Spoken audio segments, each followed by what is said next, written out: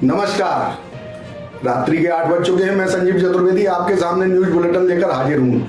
आज हम भारत के एक ऐसी जगह पर आपको लेकर चलेंगे जहां पर 15 अगस्त पर तिरंगा रैली निकालना अपराध हो गया। वहां की पुलिस ने जो तिरंगा रैली के ऑर्गेनाइजर थे उनको नोटिस थमा दिया है, उनके खिलाफ कार्रवाई की बात कही है। इसके बाद हम आपको लेकर चलेंगे एक ऐसे राज्य में जहां पर बच्चों ने टीचर की मांग की तो डीआईओ ने उनको धमकी दे दी, यानी कि अब हिंदुस्तान में शिक्षक मांगना भी गुनाह है। उसके बाद हम लेकर चलेंगे भारतवर्ष की एक ऐसी राजधानी में जहां पर हिंदू समुदाय आतंकवाद के खिलाफ रैली निकाल रहा है।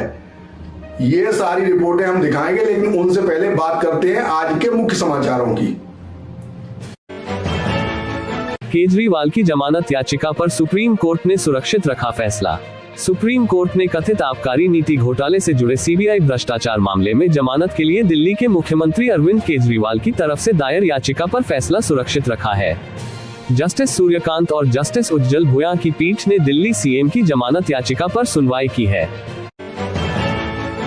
अखिलेश यादव बोले, समस्या का समाधान असली कानून व्यवस्था।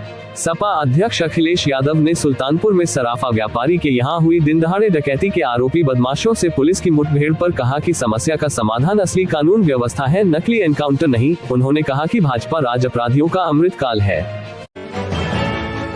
पंजाब में पेट्रोल, डीजल और बिजली के दामों में वृद्धि। पंजाब में पेट्रोल और डीजल पर वैट बढ़ा दिया गया है। पेट्रोल पर 61 पैसे और डीजल पर 92 पैसे वैट बढ़ाया है। साथ ही 7 किलोवाट तक के बिजली कनेक्शन पर अब तक मिलने वाली सब्सिडी को सरकार ने खत्म कर दिया है। ये 3 रुपये प्रति यूनिट थी। हरतालिका तीज 6 सितंबर को सज गए बाजार। हर साल भाद्रपद माह के शुक्ल पक्ष की तृतीया तिथि के दिन हरतालिका तीज का व्रत, इस साल ये तिथि 6 सितंबर को पड़ रही है। इस दिन महिलाएं निर्जला व्रत रखकर मां गौरी और महादेव की पूजा करती है। पीएम मोदी ने ग्रीन एनर्जी और नवीकरणीय ऊर्जा पर दिया जोर। मोदी ने पहले अंतर्राष्ट्रीय सौर महोत्सव को संबोधित किया। इस दौरान प्रधानमंत्री नरेंद्र मोदी ने ग्रीन एनर्जी, नवीकरणीय ऊर्जा पर जोर दिया। मैं इस अद्भुत पहल के लिए अंतर्राष्ट्रीय सौर गठबंधन को बधाई देता हूं। अंतर्राष्ट्रीय सौर महोत्सव पूरी दुनिया को सूर्य के प्रभाव का जश्न मनाने के लिए एक साथ लाता है। एयर इंडिया के विमान की एहतियातन मॉस्को में लैंडिंग। तकनीकी गड़बड़ी की आशंका की वजह से यह एहतियातन लैंडिंग कराई गई। मामले से जुड़े अधिकारी ने बताया कि जरूरी जांच के बाद विमान ने मॉस्को के लिए रवाना कर दिया गया। विमान गुरुवार सुबह बर्मिंघम में उतरा। प्लास्टिक कचरा उत्पादन में भारत दुनिया में नंबर 1। भारत दुनिया में प्लास्टिक कचरे का सबसे अधिक उत्पादन करता है। यहाँ एक साल में 1.02 करोड़ टन प्लास्टिक कचरा पैदा होता है, जो दूसरे सबसे बड़े प्लास्टिक कचरा उत्पादक के मुकाबले 2 गुना से भी अधिक है।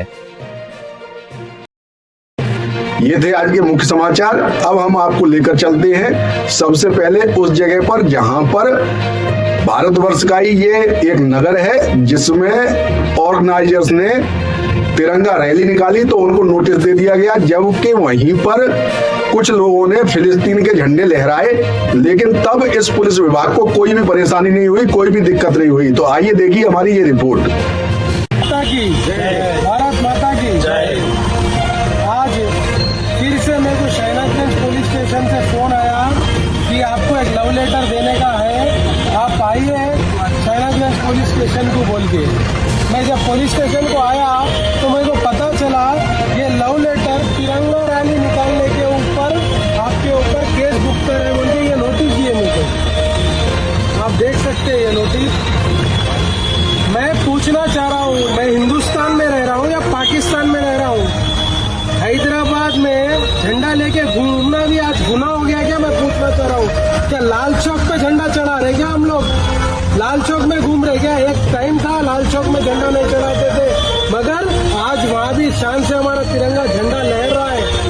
मगर हमारे हैदराबाद में जहाँ पर तिरंगा लेकर घूमने पे हमारे को केसा बुक कर रहे हैं। ऑलरेडी 2018 में हमारे ऊपर केस बुक करे तो उसमें जजमेंट में ऑलरेडी हमारे को जज साहब जो है तिरंगा रैली निकालने के ऊपर आपको केस बुक नहीं कर सकते, आप कोई भी जश्न मना सकते बोल के खुला लिख के दिए।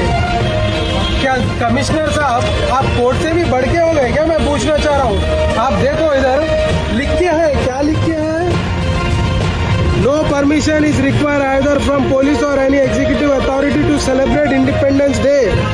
इंग्लिश समझ में आती तो ठीक है, नहीं आती तो ये लेटर भेज दो मैं आपको। जजमेंट कॉपी है ये, 2021 में कोर्ट दिए तो है। आप कोर्ट से बढ़ के हो गए क्या जज साहब, हमारे कमिश्नर साहब? आज तुम मॉरल जो युवाओं का जोश तोड़ने की जो कोशिश कर रहे हैं, हम भगत सिंह के दीवाने हैं, हम फांसी पे भी हंसते हंसते चढ़ने वाले हैं, ये केसों से डरने वाले नहीं है कमिश्नर साहब। अगर ज्यादा हुआ तो रोज तिरंगा लेके घूमूंगा, अगर दम है तुम्हारे में तो केस बुक करके दिखाओ। देखो पता है ये पीछे किसकी साजिश है। ये हैदराबाद पार्लियामेंट में आज झंडा लेके घूमना, आज वो हो गया। फलस्तीन जय बोलने वाले को केस नहीं बुक करे आप। हिंदुस्तान की पार्लियामेंट में भारत माता की जय बोल रहे तो आप लोग केस बुक कर रहे हैं। ऐसी परिस्थिति हमारे हैदराबाद की आ गई। मैं मेरी सभी जनता को बताना चाहता हूँ, हैदराबाद के हिंदू मुस्लिम सिख ईसाई इसको कम्युनल का रूप देना चाहिए डिपार्टमेंट, मगर जो देशभक्ति दिल में है, कोई हमारे मजहब से मतभेद नहीं है। हम सब मजहब वाले मिलके तिरंगा का जश्न मनाएंगे, आजादी का जश्न मनाएंगे। और ऐसे 100 भी केस हम बुक करें, अगर जेल भी भेजेंगे तो जाने तैयार है। नहीं फांसी देना है तो फांसी पे भी लटकने पूरी भगत सिंह युवा सेना टीम तैयार है। पुलिस आपको बार बार टारगेट करने की वजह ये MIM की वजह है भाई, सीधी बात है। परसों वहाँ पे मंदिर तोड़े तो वहाँ गए तो वहाँ पे केस बुक करने को कुछ भी नहीं मिला। ये मेरे को डराने को हमारे को सबको कोशिश कर रही है, मगर ये MIM वालों की साजिश जो पीछे से जो लगा के कर रहे हैं हैदराबाद पार्लियामेंट में। तिरंगे से क्या दिक्कत है तुम्हारा? फलस्तीन जिंदाबाद बोलने आ रहा, शर्म करो। भारत माता की जय बोले तो केस बुक कर रहे हैं हमारे ऊपर।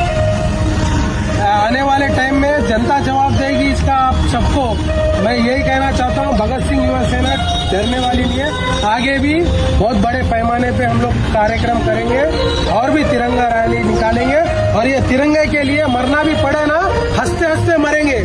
सुन लो, जो भी ये केस बुक कर रहा है या इसके पीछे कोई साजिश है तो भारत माता की भारत में राष्ट्रीय ध्वज तिरंगे के प्रति नागरिकों का जुड़ाव हमेशा से गहरा और भावनात्मक रहा है। तिरंगा न केवल हमारे स्वतंत्रता संग्राम का प्रतीक है, बल्कि यह भारत की एकता, अखंडता और संप्रभुता का भी प्रत्यक्ष प्रमाण है। हालांकि हाल ही में हैदराबाद में तिरंगा रैली के बाद जिस प्रकार से पुलिस ने रैली के आयोजकों को नोटिस जारी किया, उससे एक गंभीर सवाल खड़ा हो गया है। क्या अपने ही देश में तिरंगा लहराना अब अपराध की श्रेणी में आ गया है? ये घटना कई सवालों को जन्म देती है, विशेषकर जब इसे समान संदर्भों में अन्य घटनाओं से जोड़ा जाता है। हैदराबाद पुलिस द्वारा तिरंगा रैली के खिलाफ की गई कार्रवाई पर आलोचना तब और भी अधिक तीव्र हो जाती है, जब इसी पुलिस द्वारा असदुद्दीन ओवैसी जैसे नेता के समर्थकों द्वारा फिलिस्तीन के झंडे को लहराने पर कोई कदम नहीं उठाया जाता। ये दोहरी नीति जनता के मन में गहरे आक्रोश का कारण बन रही है। ये सवाल उठना स्वाभाविक है कि आखिर एक ही देश में तिरंगे का अपमान और विदेशी झंडे को सम्मान देने की प्रवृत्ति क्यों पनप रही है। इस मुद्दे की गहराई से जांच की जानी चाहिए। पुलिस की भूमिका सवालों के घेरे में है। जिन अधिकारियों का कर्तव्य देश के संविधान और उसकी प्रतिष्ठा की रक्षा करना है, वे क्या ऐसे कदम उठाकर राष्ट्रीय ध्वज का अनादर नहीं कर रहे हैं? तिरंगा रैली पर पुलिस का नोटिस भेजना और दूसरी ओर अन्य राष्ट्रों के प्रतीकों को सहन करना कहीं न कहीं एक गहरे सियासी द्वंद्व का परिचायक है। ये जनता के बीच गलत संदेश फैलाता है कि कुछ खास वर्गों या समूहों को विशेषाधिकार दिए जा रहे हैं, जबकि आम जनता को उनके मौलिक अधिकारों से वंचित किया जा रहा है। ये पूरी स्थिति केवल पुलिस प्रशासन पर ही नहीं, बल्कि हमारी न्यायिक और राजनीतिक व्यवस्था पर भी सवाल खड़े करती है। क्या हमारे देश की कानून व्यवस्था में दोहरे मापदंड लागू हो रहे हैं? अगर ऐसा है तो ये हमारे लोकतंत्र के लिए गंभीर खतरे का संकेत है। देश का कानून सभी के लिए समान होना चाहिए, चाहे वह किसी भी धर्म, जाति या वर्ग का हो। यदि किसी व्यक्ति या समूह को विशेष छूट दी जाती है और दूसरे को दंडित किया जाता है, तो यह समानता और न्याय के सिद्धांतों का उल्लंघन है। इस प्रकार की घटनाओं से राष्ट्रीय एकता और समाज में सद्भावना को भी गहरा आघात पहुंचता है। तिरंगा भारतीयता का प्रतीक है और इसे हर नागरिक को लहराने का अधिकार है। अगर इस अधिकार को प्रतिबंधित किया जाता है, तो यह न केवल नागरिक अधिकारों का हनन है, बल्कि एक प्रकार से देश की संप्रभुता का भी अपमान है। हालांकि इस विषय पर कई तर्क दिए जा सकते हैं, लेकिन मुख्य सवाल यही है कि पुलिस की प्राथमिकता क्या होनी चाहिए। क्या पुलिस को अपने राजनीतिक आकाओं के इशारों पर काम करना चाहिए या देश की संवैधानिक मर्यादाओं की रक्षा करनी चाहिए? आज जब देश भर में राष्ट्रवाद की भावना प्रबल हो रही है, ऐसे में तिरंगा रैली पर कार्रवाई करना न केवल एक प्रशासनिक गलती है, बल्कि यह लोगों की भावनाओं के साथ भी खिलवाड़ है। आखिरकार यह मसला सिर्फ एक रैली का नहीं है, बल्कि ये देश के प्रति हमारे भावनात्मक जुड़ाव और राष्ट्रीय ध्वज के प्रति हमारी निष्ठा का है। सरकार और प्रशासन को इस मुद्दे पर गहराई से विचार करना चाहिए और यह सुनिश्चित करना चाहिए कि तिरंगे का सम्मान हर हाल में सुरक्षित रहे। यदि इसी प्रकार के विवाद और उत्पन्न होते रहे, तो यह समाज में एकता और विश्वास की कमी को जन्म दे सकता है, जिससे देश की आंतरिक सुरक्षा पर भी प्रतिकूल प्रभाव पड़ सकता है। अतः यह आवश्यक है कि प्रशासन और पुलिस दोनों ही इस प्रकार की दोहरी नीति से बचे और कानून का पालन समान रूप से करें।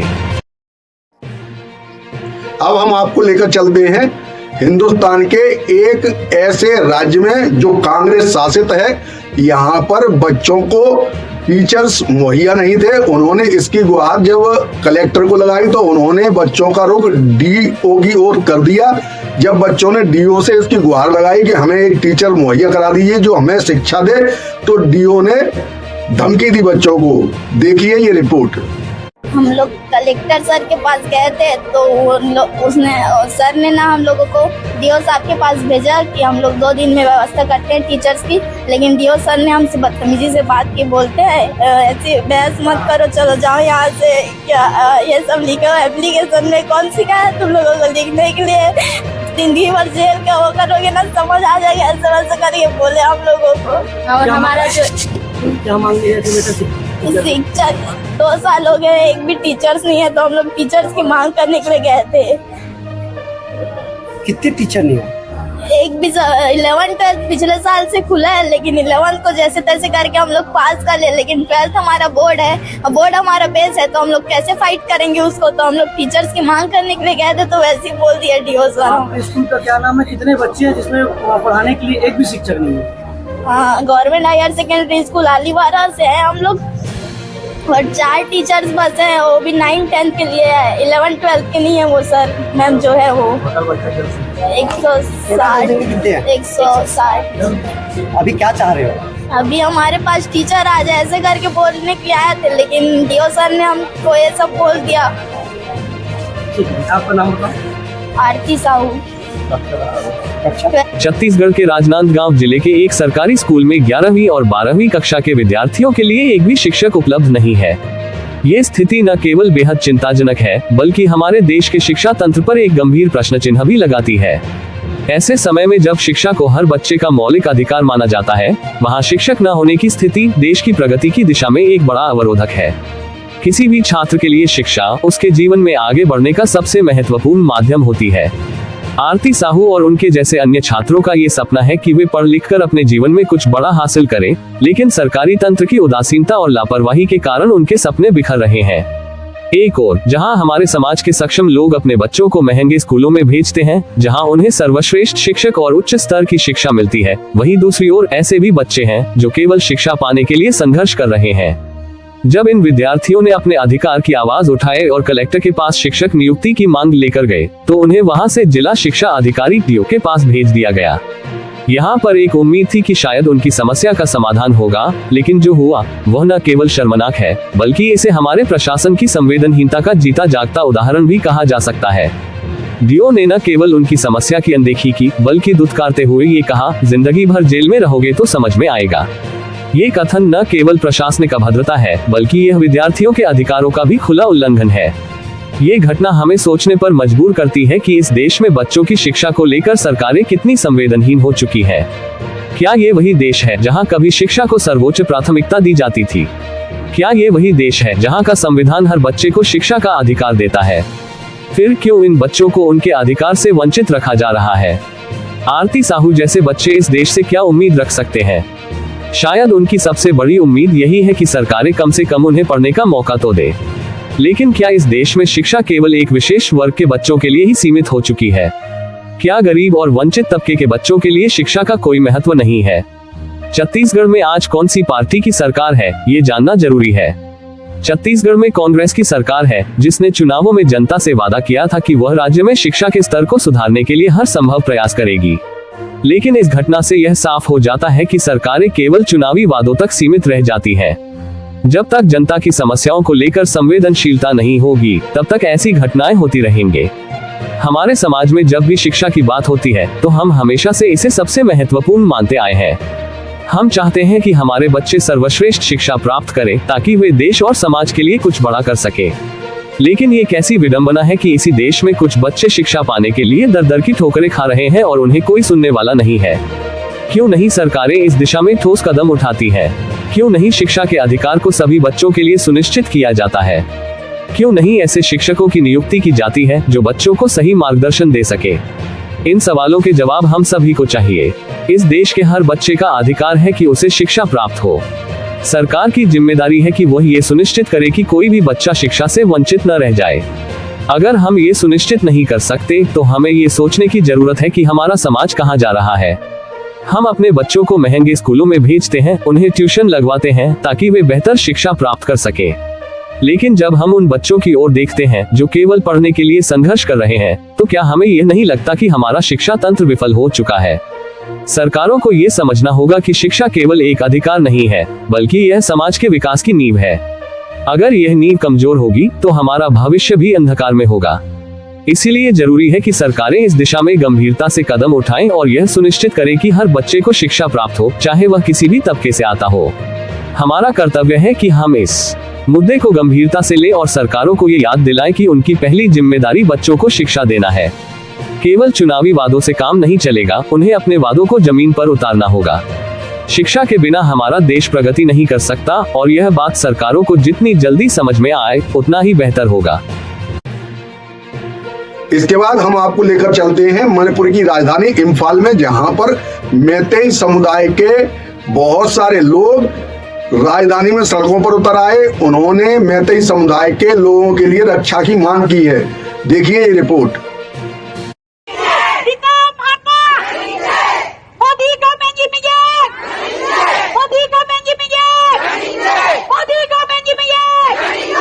मणिपुर में कुकी और मैतेई समुदायों के बीच हालिया संघर्ष का एक जटिल और पुराना इतिहास है, जो सामाजिक, राजनीतिक और आर्थिक मुद्दों से जुड़ा हुआ है।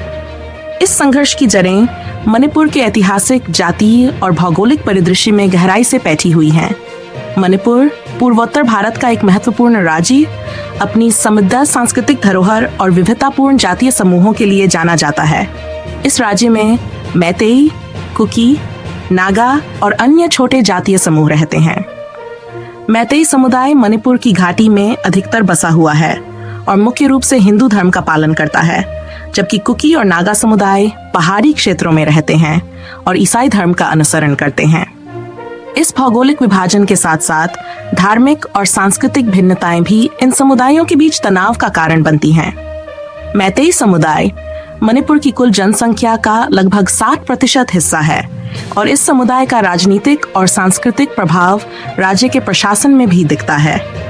मणिपुर की घाटी, जहां मैतेई समुदाय की बहुलता है, राज्य का आर्थिक और राजनीतिक केंद्र भी है। दूसरी ओर कुकी और नागा समुदाय, जो पहाड़ी क्षेत्रों में रहते हैं, राज्य की लगभग 40% आबादी का हिस्सा हैं। इन समुदायों को लगता है कि उन्हें राज्य के मुख्यधारा की राजनीति और आर्थिक संसाधनों से वंचित रखा गया है। यह असंतुलन लंबे समय से इनके बीच अविश्वास और संघर्ष को जन्म देता आया है। मणिपुर के सामाजिक ताने बाने में भूमि और संसाधनों पर अधिकार का मुद्दा सबसे महत्वपूर्ण है।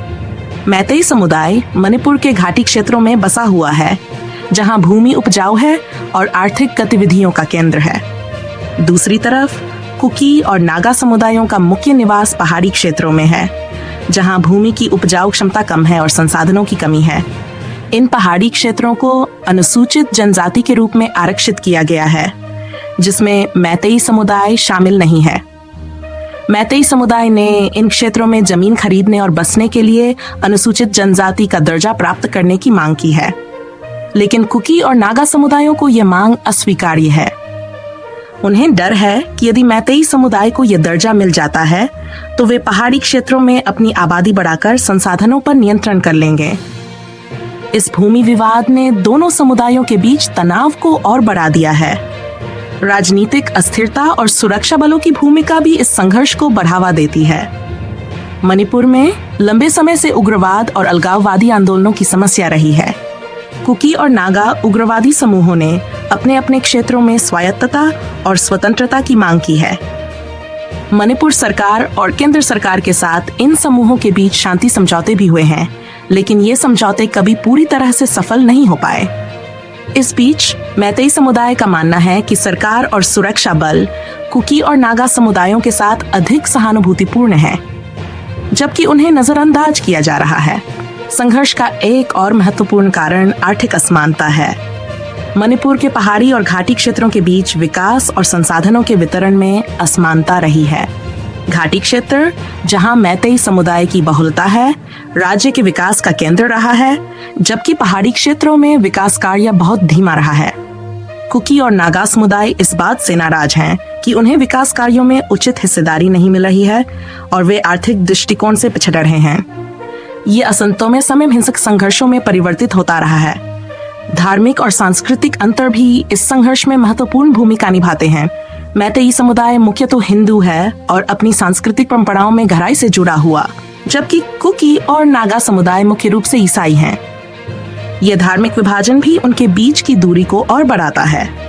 धार्मिक त्योहारों, रीति रिवाजों और सांस्कृतिक पहचान के मुद्दे पर भी दोनों समुदायों के बीच विवाद होते रहे हैं। हाल ही में मणिपुर में हुए दंगों और हिंसा के मामलों ने इस संघर्ष को और गहरा कर दिया है। दोनों समुदायों के बीच आपसी अविश्वास और हिंसा की घटनाओं ने सामाजिक ताने बाने को बुरी तरह प्रभावित किया है।